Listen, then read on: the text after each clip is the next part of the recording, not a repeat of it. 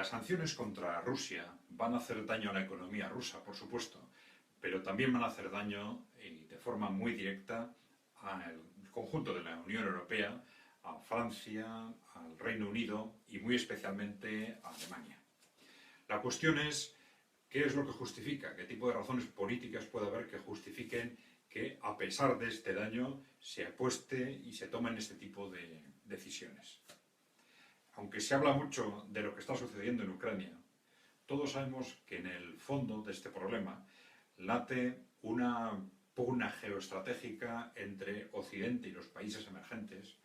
que sobre todo se está planteando entre los países emergentes por un lado y Estados Unidos, o si se quiere, lo que a veces se llama Wall Street o el poder financiero central.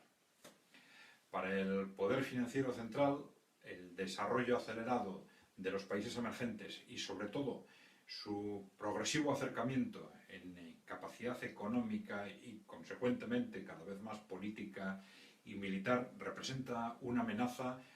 cada vez más difícil de aceptar. Lo que está ocurriendo es que frente a dos posibles opciones que desde un punto de vista estratégico tendría Occidente, tanto Europa como Estados Unidos, se está optando por la peor.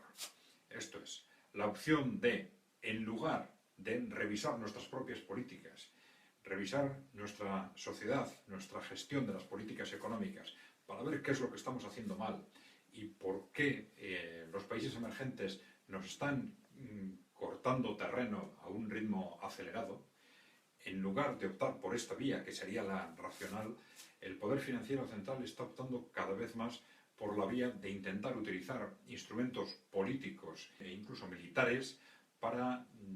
dar la vuelta a la situación, para de alguna forma reorientar el equilibrio estratégico con respecto a los países emergentes. En lugar de esto, lo que tendríamos que hacer es ser conscientes de por qué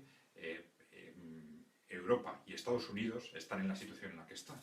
¿Por qué cayeron en la crisis de sobreendeudamiento y de altísimo riesgo del sistema financiero en el que caímos en el 2007? ¿Por qué después de 7 años no hemos sido capaces de resolver los problemas estructurales claves y estamos en una situación similar desde el punto de vista de riesgos acumulados en el sistema financiero, en una situación similar desde el punto de vista del sobreendeudamiento? Lo que tenemos que hacer es plantearnos con seriedad qué tipo de medidas políticas y económicas tenemos que adoptar para dar la vuelta a la situación en Europa y Estados Unidos desde un punto de vista de mejora de nuestras estructuras, de mejora de nuestros sistemas democráticos.